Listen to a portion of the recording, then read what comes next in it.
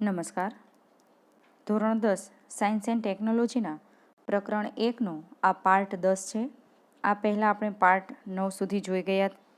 આજે આ 10મા પાર્ટમાં આપણે ઓક્સિડેશન અને રિડક્શન પ્રક્રિયા વિશે જોઈશું. અહીં આપણે જાણીએ છીએ કે આ પ્રકરણમાં નવી પ્રક્રિયાની શરૂઆત થાય ત્યારે પ્રવૃત્તિ આપેલી છે. તો અહીં પણ આપણે પ્રવૃત્તિનો અભ્યાસ કરીશું. તો આપણે જોઈએ છીએ કે પ્રવૃત્તિ 1.11 એમાં કહ્યું છે કે આશરે 1 ગ્રામ કોપરનો ભૂકો એટલે કે પાવડર ધરાવતી ચાઇના ડીશને ગરમ કરો. અહીં આકૃતિ આપેલી છે. આકૃતિમાં આપણે જોઈએ છીએ કે અહીં કોપરનો ભૂકો ધરાવતી ચાઇના ડીશ છે. અહીં કોપરનો રંગ પણ આપણે જોઈએ છીએ. હવે આ ચાઇના ડીશને આપણે બર્નર વડે ગરમ કરવાની છે. બર્નર ઉપર ત્રિપાઈ સ્ટેન્ડ મૂકેલું છે, તેની ઉપર તારની જાળી ગોઠવેલી છે અને ત્યારબાદ આ ચાઇના ડીશને ગરમ કરવામાં આવે છે. તમે શું અવલોકન કરો છો? તો અહીં પણ આપણે જો પ્રયોગ જોઈએ તો જ તેનું અવલોકન છે એ આપણે કરી શકીએ, એનું તારણ મેળવી શકીએ. તો ચાલો આપણે અહીં પ્રયોગ જોઈએ અને ત્યારબાદ તેના પ્રશ્નના જવાબ આપીએ. અહીં આપણે જોઈએ છે ચાઇના ડીશમાં કોપરનો પાવડર લીધેલો છે.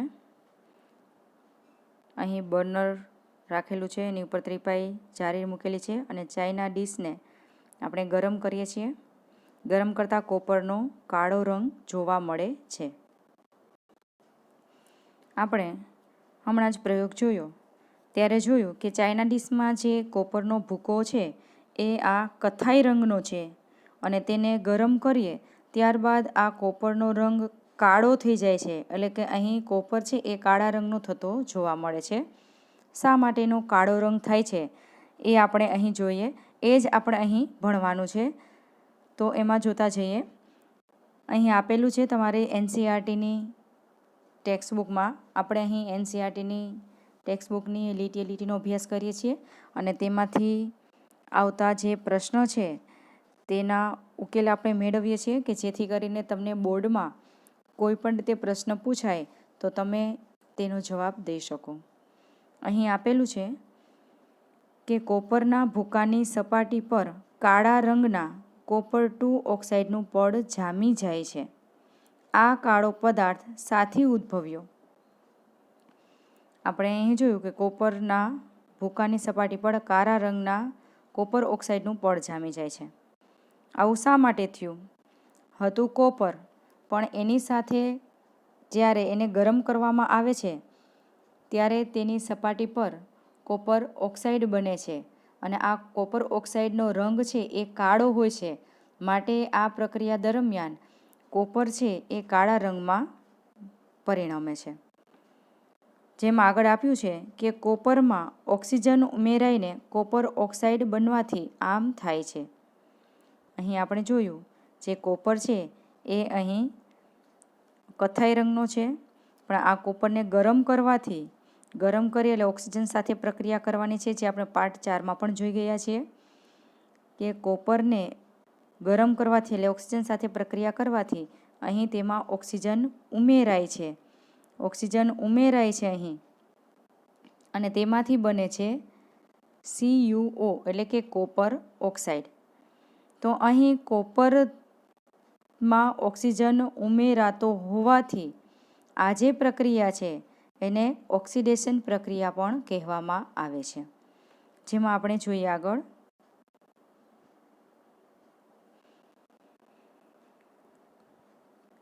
Cu પ્લસ O2 એને ઉષ્મા આપતા 2CuO એટલે કે કોપર ઓક્સાઇડ બને છે. જો આ ગરમ કરેલા પદાર્થ એટલે કે કોપર ઓક્સાઇડ પરથી હાઇડ્રોજન વાયુ પસાર કરવામાં આવે તો પ્રતિગામી એટલે કે ઊંધી પ્રક્રિયા થવાના કારણે સપાટી પરનું કાળા રંગનું આવરણ કથ્થાઈ રંગમાં ફેરવાય છે અને કોપર મળે છે. અહીં રિવર્સેબલ પ્રક્રિયા પણ થઈ શકે છે. જે કોપર ઓક્સાઇડ ઉત્પન્ન થયો છે આ કોપર ઓક્સાઇડ પર આપણે હાઇડ્રોજનનો વાયુ છે એ પસાર કરવામાં આવે તો અહીં પ્લસ H2 કરવામાં આવે, હાઇડ્રોજન વાયુ પસાર કરવામાં આવે, તો અહીં હાઇડ્રોજન વાયુ પસાર કરતાં અહીં જે કોપર છે એ ફરીથી પાછું, કોપર ઓક્સાઇડ છે એમાંથી ફરી પાછું કોપર મુક્ત થતું જોવા મળે છે. તો અહીં આ કોપરમાંથી કોપર ઓક્સાઇડ બનવાની ક્રિયા અને કોપર ઓક્સાઇડની હાઇડ્રોજન સાથેની પ્રક્રિયાથી ફરીથી કોપર મેળવવાની ક્રિયા છે એ રિવર્સેબલ પ્રક્રિયા એટલે કે પ્રતિવર્તી પ્રક્રિયા છે એમ પણ કહી શકાય. તો અહીં આપણે જોઈએ છીએ કે જો હાઇડ્રોજન સાથે પ્રક્રિયા કરવામાં આવે છે તો ફરીથી કોપર મળે છે. તો આપણે અહીં ઓક્સિડેશન અને રિડક્શન એવી બંને પ્રક્રિયાનો અભ્યાસ કરવાનો છે, જે આપણે અહીં જોતા જઈએ.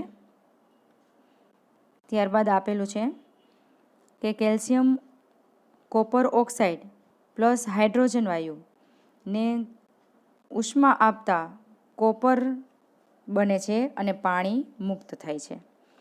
જો આ પ્રક્રિયા દરમિયાન પદાર્થ ઓક્સિજન મેળવે તો તેનું ઓક્સિડેશન થયું તેમ કહેવાય. જો પ્રક્રિયા દરમિયાન પદાર્થ ઓક્સિજન ગુમાવે તો તેનું રિડક્શન થયું તેમ કહેવાય. ખાસ આ નોટ કરી લો, પ્રશ્ન પૂછાય છે તમને બોર્ડમાં મોસ્ટ આઈએમપી. ઓક્સિડેશન અને રિડક્શન પ્રક્રિયા એટલે શું તેનું ઉદાહરણ આપો.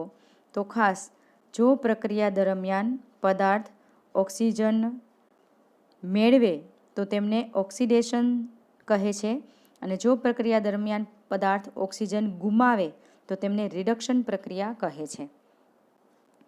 અહીં આપણે ઉપરની પ્રક્રિયામાં જોઈએ તો અહીં કોપર છે એને હવાની હાજરીમાં સળગાવવામાં આવે ત્યારે તેમાંથી કોપર ઓક્સાઇડ બને છે.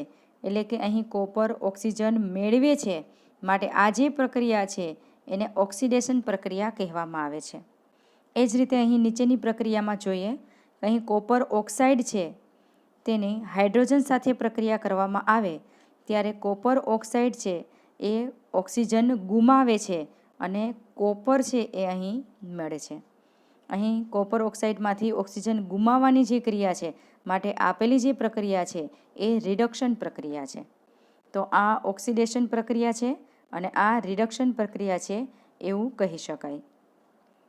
ત્યારબાદ આપેલું છે કે પ્રક્રિયા 1.29 દરમિયાન કોપર 2 ઓક્સાઇડ ઓક્સિજન ગુમાવી રહ્યો છે અને તેનું રિડક્શન થયું છે.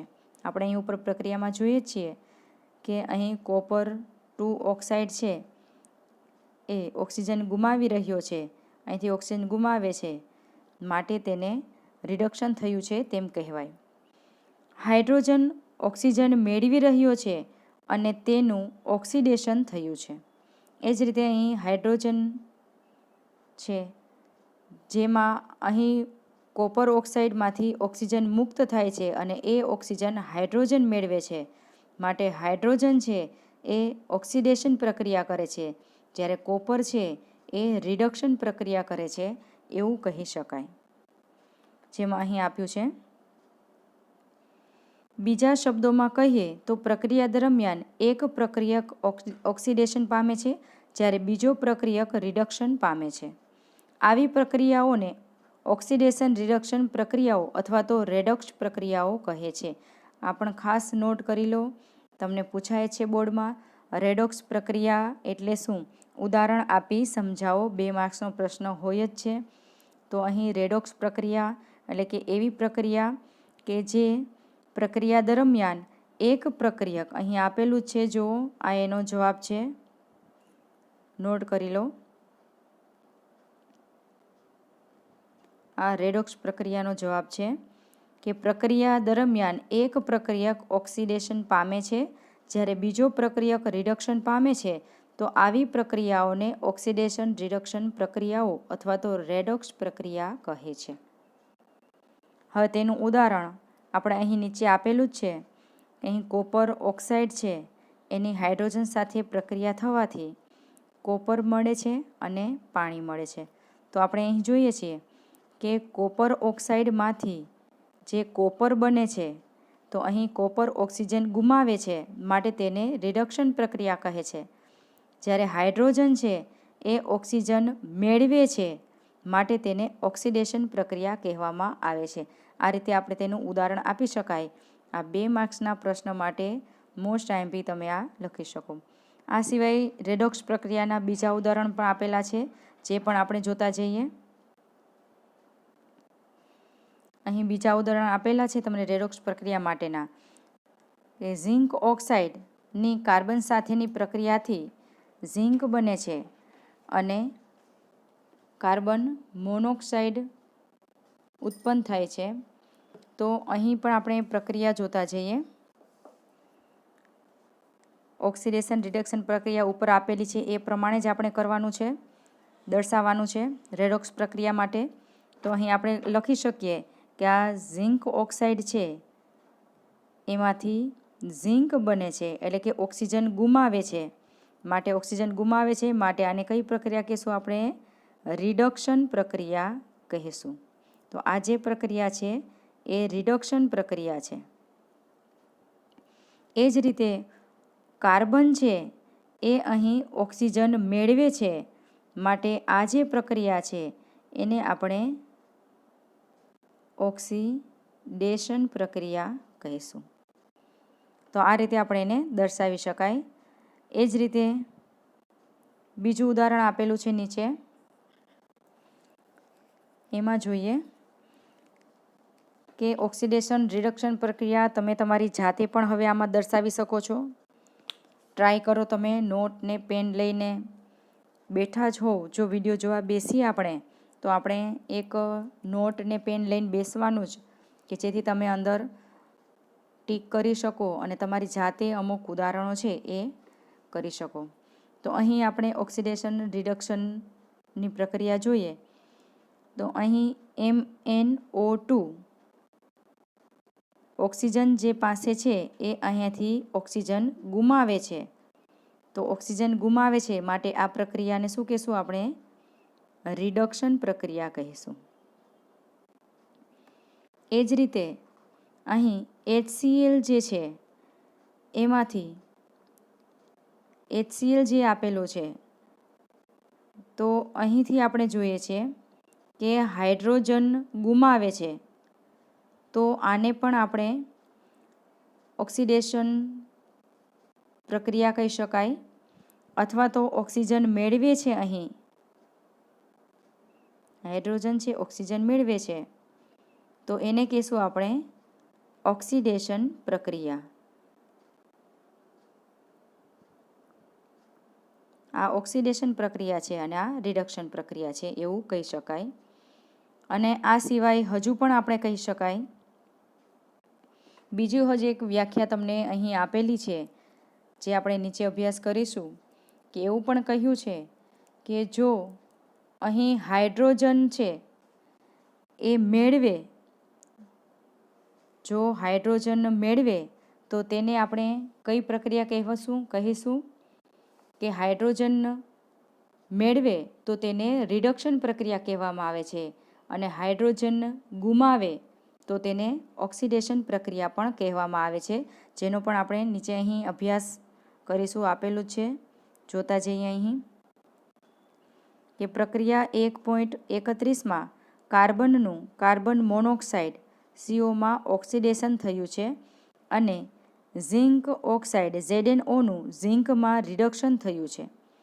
પ્રક્રિયા 1.32માં HClનું ક્લોરીનમાં ઓક્સિડેશન થયું છે, જ્યારે MnO2નું MnCl2માં રિડક્શન થયું છે.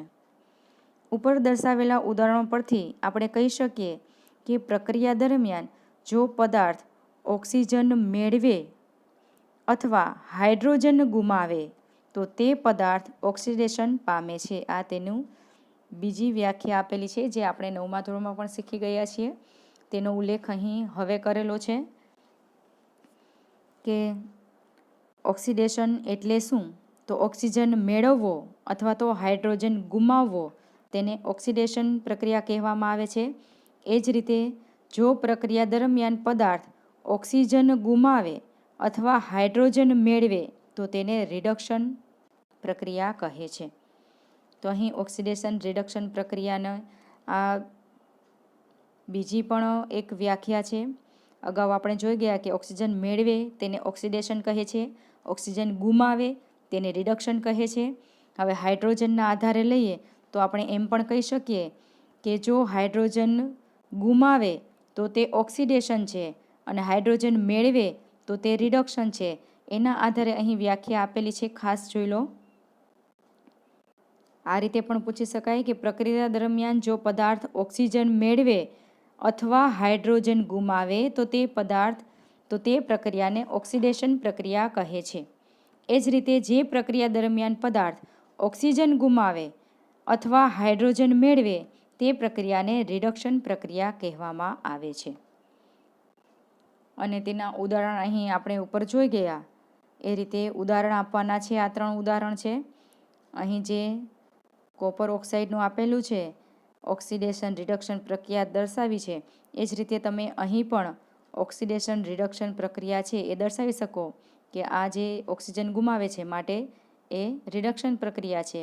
જ્યારે અહીં કાર્બન ઓક્સિજન મેળવે છે માટે તેને ઓક્સિડેશન પ્રક્રિયા કહેવામાં આવે છે.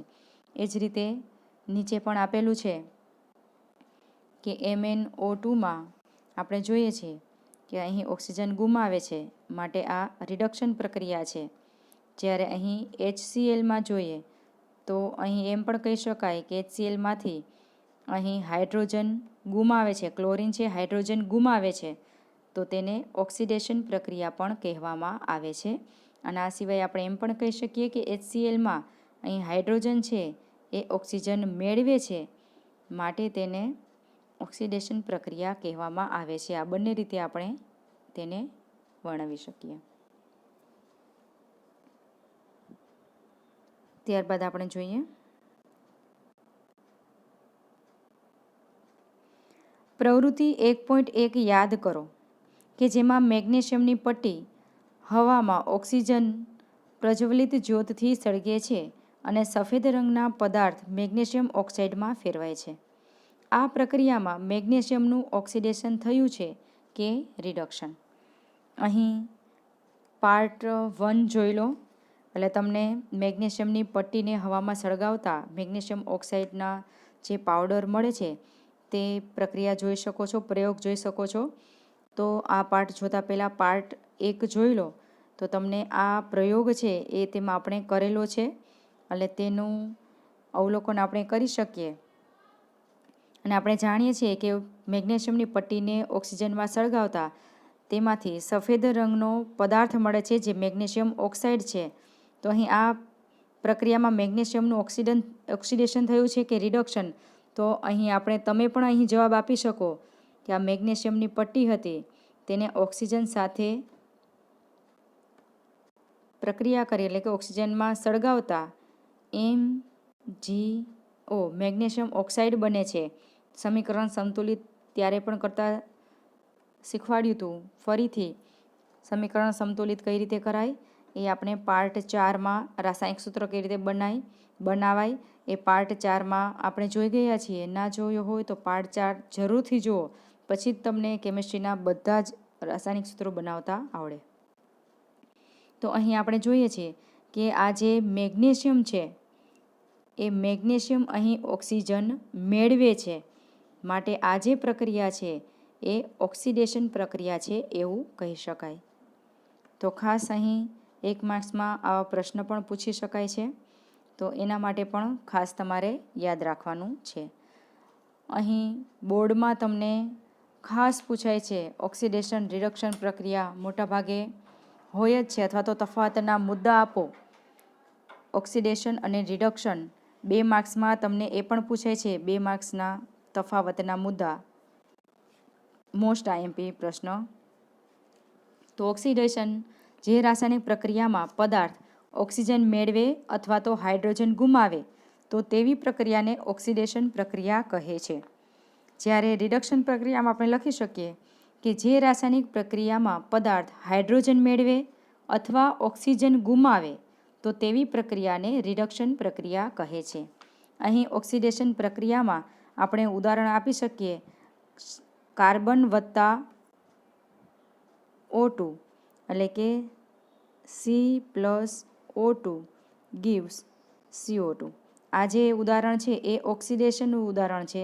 અહીં કાર્બન છે ઓક્સિજન મેળવે છે, માટે પ્રક્રિયા ઓક્સિડેશનની થઈ છે એવું કહી શકાય. જ્યારે રિડક્શન પ્રક્રિયામાં આપણે ઉદાહરણ આપી શકીએ, રિડક્શન પ્રક્રિયામાં આપણે જોઈએ તો અહીં carbon dioxide plus hydrogen gives CO plus H2O.